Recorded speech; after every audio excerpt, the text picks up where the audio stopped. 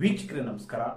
DCM DK Shivakumar ಅವರು ನವದೆಹಲಿಯಲ್ಲಿ ಮೂವರು ಬಿಜೆಪಿ ನಾಯಕರನ್ನು ಭೇಟಿ ಮಾಡಿ ಮಾತುಕತೆ ನಡೆಸಿದ್ದಾರೆ.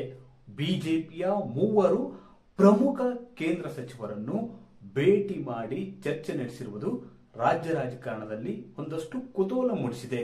ಯಾಕಂದ್ರೆ ರಾಜ್ಯ ಕಾಂಗ್ರೆಸ್ನಲ್ಲಿ ನಾಯಕತ್ವ ಬದಲಾವಣೆ ವಿಚಾರ ಚರ್ಚೆಯಲ್ಲಿರುವಾಗ ಡಿಸಿಎಂ ಡಿಕೆ ಶಿವಕುಮಾರ್ ಅವರು ನವದೆಹಲಿಯಲ್ಲಿ ಮೂವರು ಕೇಂದ್ರ ಬಿಜೆಪಿ ಸಚಿವರೊಂದಿಗೆ ಮಾತುಕತೆ ನಡೆಸಿರುವುದು ಕುತೂಹಲ ಮೂಡಿಸಿದೆ. ಯಾಕಂದ್ರೆ ನವೆಂಬರ್ನಲ್ಲಿ ಕಾಂಗ್ರೆಸ್ ನಾಯಕತ್ವ ಬದಲಾವಣೆ ಆಗುತ್ತೆ ಎಂಬ ಮಾತುಗಳು ತುಂಬಾ ಚರ್ಚೆಯಲ್ಲಿವೆ. ಅದೇ ರೀತಿ ಕಾಂಗ್ರೆಸ್ ಉಸ್ತುವಾರಿಯಾಗಿರ್ತಕ್ಕಂಥ ರಣದೀಪ್ ಸುರ್ಜೇವಾಲಾ ಕೂಡ ಈಗಾಗಲೇ ಶಾಸಕರ ಸಮಸ್ಯೆಯನ್ನು ಆಲಿಸಿದ್ದಾರೆ. ಅಷ್ಟೇ ಅಲ್ಲ, ಶಾಸಕರ ಸಮಸ್ಯೆ ಆಲಿಕೆ ನೆಪದಲ್ಲಿ ಅಭಿಪ್ರಾಯವನ್ನು ಸಂಗ್ರಹಿಸುತ್ತಿದ್ದಾರೆ ಅಂತ ಹೇಳಲಾಗ್ತಿದೆ. ಇದೆಲ್ಲದರ ನಡುವೆ ಡಿಸಿಎಂ ಡಿಕೆ ಶಿವಕುಮಾರ್ ಅವರು ಮೂವರು ಕೇಂದ್ರ ಸಚಿವರನ್ನು ಭೇಟಿ ಮಾಡಿದ್ದಾದು ಯಾಕೆ? ಅದರಲ್ಲೂ ವಿಶೇಷವಾಗಿ ರಾಜ್ಯದ ಪ್ರಭಾವಿ ಕೇಂದ್ರ ಸಚಿವರನ್ನು ಭೇಟಿ ಮಾಡಿರುವುದು ತುಂಬಾ ಕುತೂಹಲಕ್ಕೆ ಕಾರಣವಾಗಿದೆ.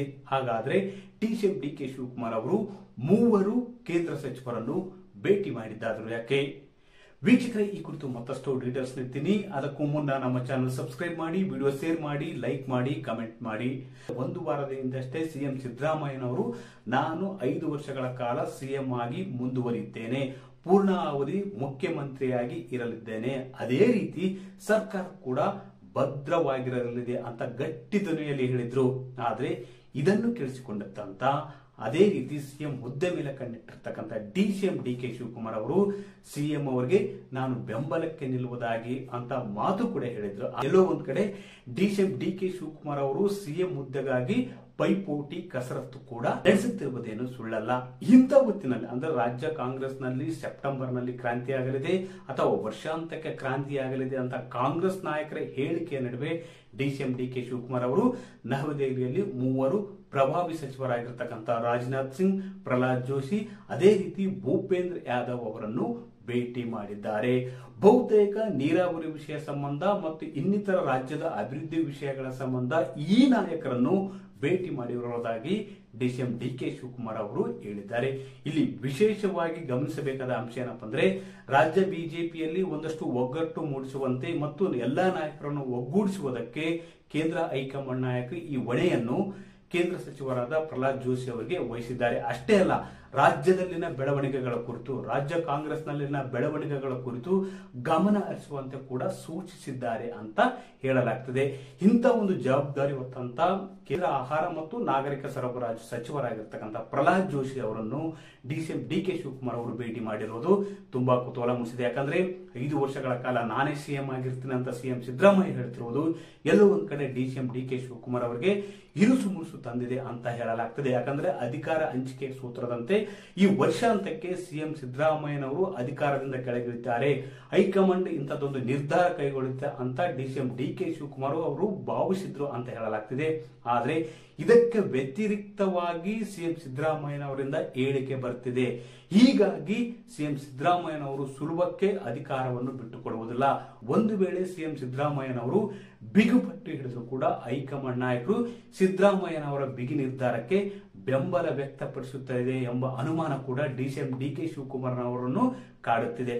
ಹೀಗಾಗಿ ರಾಜ್ಯದ ಸಮಸ್ಯೆಗಳ ಕುರಿತು, ರಾಜ್ಯದ ಅಭಿವೃದ್ಧಿ ವಿಷಯಗಳ ಕುರಿತು ಚರ್ಚಿಸುವ ನೆಪದಲ್ಲಿ ಪ್ರಹ್ಲಾದ್ ಜೋಶಿ ಅವರನ್ನು ಭೇಟಿ ಮಾಡಿದ್ದಾರೆ.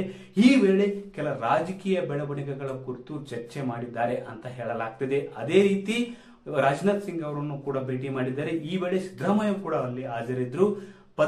ಕಳೆದ 4-5 ತಿಂಗಳಲ್ಲಿ 3-4 ಬಾರಿ ರಾಜನಾಥ್ ಸಿಂಗ್ ಅವರನ್ನು ಡಿಸಿಎಂ ಡಿಕೆ ಶಿವಕುಮಾರ್ ಅವರು ಭೇಟಿ ಮಾಡಿದ್ದಾರೆ. ಆದ್ರೆ ಇಲ್ಲಿ ವಿಶೇಷ ಅರ್ಥ ಕಲ್ಪಿಸಬೇಕಾಗಿಲ್ಲ ಅಂತ ಅಂದ್ರೂ ಕೂಡ ಎಲ್ಲೋ ಒಂದ್ ಕಡೆ ರಾಜ್ಯದಲ್ಲಿ ಕಾಂಗ್ರೆಸ್ ನಾಯಕತ್ವ ಬದಲಾವಣೆ ವಿಚಾರ ಪದೇ ಪದೇ ಚರ್ಚೆ ಆಗ್ತಿದೆ.